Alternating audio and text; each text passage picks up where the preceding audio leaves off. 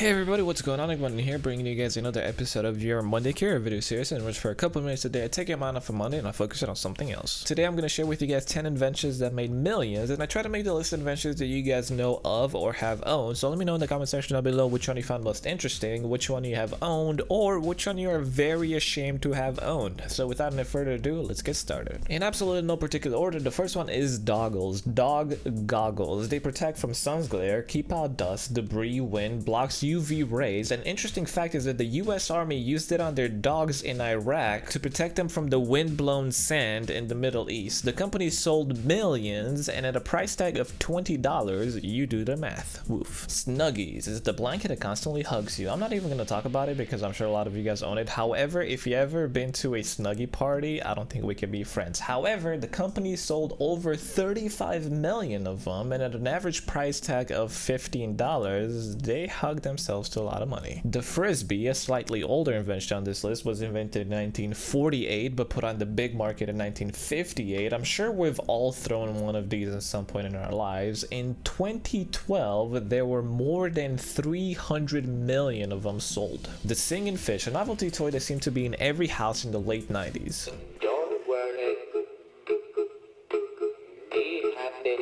I'm sure the company was happy because in the year 2000 alone, the fish topped over 1 million sales just that year. Billy Bob Teeth. This novelty teeth invention made the developers millionaires. They sold over 50 million units since 1994, and as of 1998, they had grossed $1.8 million.